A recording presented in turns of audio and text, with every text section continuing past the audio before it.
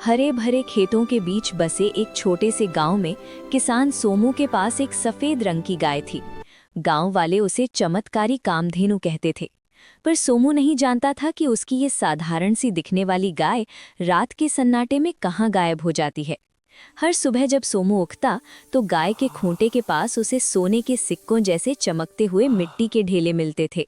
राधा, देखो आज फिर गाय के पैरों के पास ये चमकती हुई मिट्टी मिली है, पर कामधेनु के शरीर पर ये गीली घास और नीलकमल के फूल कहाँ से आए? हमारे गांव के आसपास तो ऐसा कोई तालाब ही नहीं है।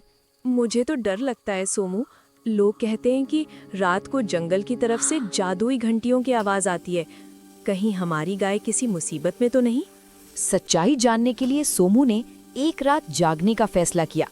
जैसे ही घड़ी में रात के 12 बजे एक तेज नीली रोशनी झोपड़ी में फैल गई।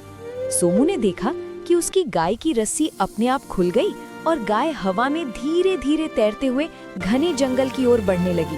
हे भगवान, ये तो पाताल लोक का रास्ता लग रहा है। मेरी गाय उस जादुई रोशनी के अंदर जा रही है।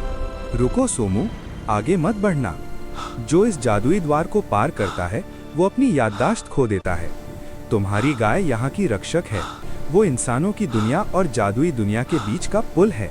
अचानक सोमू ने देखा कि एक काला साया अदृश्य चोर गाय की पूंछ पकड़कर उस जादुई दुनिया में घुसने की कोशिश कर रहा है। वो चोर गांव का सबसे लालची आदमी मुखिया था।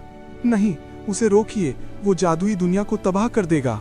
जैसे ही मुखिया ने जादुई द्वार को छुआ, वो पत्थर की मूर्ति बन गया। गाय ने जोर से रंभाया और सोमू की आंखों के सामने एक तेज धमाका हुआ। सोमू की आंखों के सामने गांव का लालची मुखिया पत्थर बन चुका था, लेकिन खतरा भी टला नहीं था।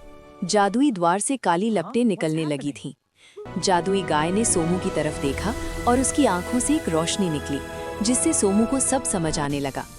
गाय उसे बुला रही थी, उस जादुई दुनिया के अंदर जहां से बुराई बाहर आने की कोशिश कर रही थी। वाह, यहाँ तो पेड़ चांदी के हैं और नदियाँ शहद की तरह बह रही हैं। लेकिन यहाँ इतना सन्नाटा क्यों है? सोमू, डरो मत। आज तुम्हें अपनी हिम्मत दिखानी होगी।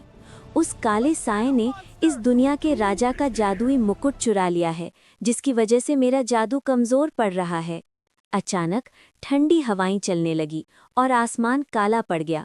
एक विशाल काली परछाई सोमू के सामने आकर खड़ी हो गई। उसके हाथ में वही जादुई मुकुट था जो तेज चमक रहा था। इस इंसान को यहाँ कौन लाया? अब न ये गाय बचेगी और न ही ये जादुई दुनिया। मैं इस मुकुट की शक्ति से पूरी धरती पर अंधेरा फैला दूंगा। नहीं, मैं ऐसा नहीं होने। सोमू, अपनी जेब देखो। वो सोने का सिक्का निकालो जो तुम्हें कल मिला था। वो सिक्का नहीं, इस दुनिया की चाबी है। सोमू जैसे ही तलवार लेकर आगे बढ़ता है, काली परछाई हंसने लगती है। तुम एक परछाई को तलवार से कैसे मारोगे? तभी सोमू को याद आता है कि परछाई सिर्फ रोशनी से मरती है। वो जादुई गाय की तरफ इशारा करता है। गाय ने अपने सींगों से एक इतनी तेज रोशनी निकाली कि वो काली परछाई धुएं की तरह उड़ गई। मुकुट नीचे गिर गया और चारों तरफ फिर से हरियाली छा गई। लेकिन तभी एक और रहस्य सामने आया। मुकुट के नीचे एक छोटा सा बच्चा रो रहा था। आखिर वो बच्चा कौन था और परछाई ने उसे मुकुट के नीचे क्यों छिपा रखा था? क्या सोमू अब कभी अपने गांव वापस लौट पाएगा? जानने के लिए देखें अगला रोमांचक भाग।